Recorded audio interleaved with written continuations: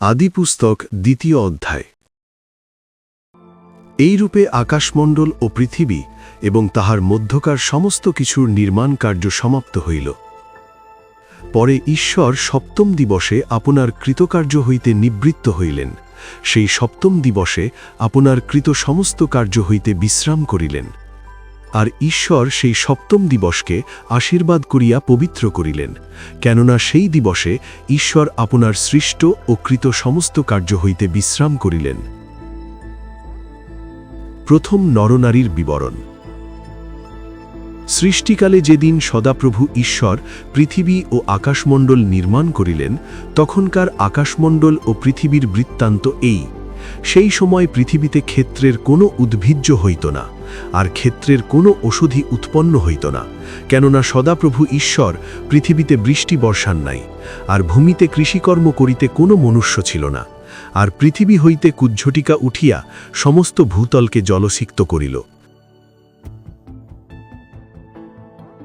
আর সদাপ্রভু ঈশ্বর মৃত্তিকার ধূলিতে আদমকে অর্থাৎ মনুষ্যকে নির্মাণ করিলেন, এবং তাহার নাসিকায় ফুঁ দিয়া প্রাণবায়ু প্রবেশ করাইলেন, তাহাতে মনুষ্য সজীব প্রাণী হইল।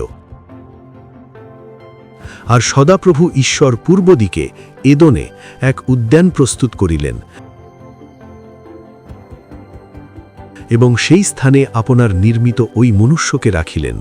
আর সদাপ্রভু ঈশ্বর ভূমি হইতে সর্বজাতীয় সুদৃশ্য ও সুখাদ্যদায়ক বৃক্ষ এবং সেই উদ্যানের মধ্যস্থানে জীবন বৃক্ষ ও সদস্যদ জ্ঞানদায়ক বৃক্ষ উৎপন্ন করিলেন। আর উদ্যানে জলসেচনার্থে এদন হইতে এক নদী নির্গত হইল, উহা তথা হইতে বিভিন্ন হইয়া চতুর্মুখ হইল।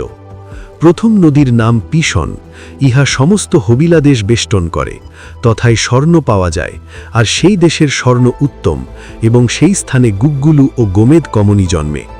দ্বিতীয় নদীর নাম গিহন, ইহা সমস্ত কুশ দেশ বেষ্টন করে। তৃতীয় নদীর নাম হিদ্দেকল, ইহা অশ্বরেয়া দেশের সম্মুখ দিয়া প্রবাহিত হয়। চতুর্থ নদীর নাম ফরাত।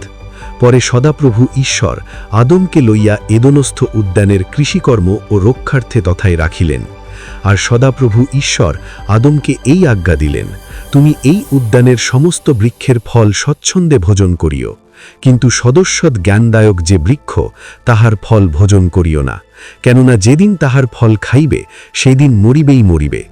আর সদাপ্রভু ঈশ্বর কহিলেন, মনুষ্যের একাকী থাকা ভালো নয়, আমি তাহার জন্য তাহার অনুরূপ সহকারিণী নির্মাণ করি। আর সদাপ্রভু ঈশ্বর মৃত্তিকা হইতে সকল বন্য পশু ও আকাশের সকল পক্ষী নির্মাণ করিলেন। পরে আদম তাহাদের কি কি নাম রাখিবেন তাহা জানিতে সেই সকলকে তাহার নিকটে আনিলেন। তাহাতে আদম যে সজীব প্রাণীর যে নাম রাখিলেন, তাহার সেই নাম হইল: আদম যাবতীয় গৃহপালিত পশুর ও খেচর পক্ষীর ও যাবতীয় বন্য পশুর নাম রাখিলেন, কিন্তু মনুষ্যের জন্য তাহার অনুরূপ সহকারিণী পাওয়া গেল না। পরে সদাপ্রভু ঈশ্বর আদমকে ঘোর নিদ্রায় মগ্ন করিলে তিনি নিদ্রিত হইলেন, আর তিনি তাহার একখানি পঞ্জর লইয়া মাংস দ্বারা সেই স্থান পূর্ণ করিলেন। সদাপ্রভু ঈশ্বর আদম হইতে গৃহীত সেই পঞ্জরে একজন স্ত্রী নির্মাণ করিলেন ও তাহাকে আদমের নিকটে আনিলেন। তখন আদম কহিলেন, এইবার হইয়াছে, ইনি আমার অস্থির অস্থি ও মাংসের মাংস। ইনার নাম নারী হইবে, কেননা ইনি নর হইতে গৃহীত হইয়াছেন। এই কারণ মনুষ্য আপন পিতামাতাকে ত্যাগ করিয়া আপন স্ত্রীতে আসক্ত হইবে, এবং তাহারা একাঙ্গ হইবে। ওই সময় আদম ও তাহার স্ত্রী উভয়ে উলঙ্গ থাকিতেন, ও তাহাদের লজ্জাবোধ ছিল না।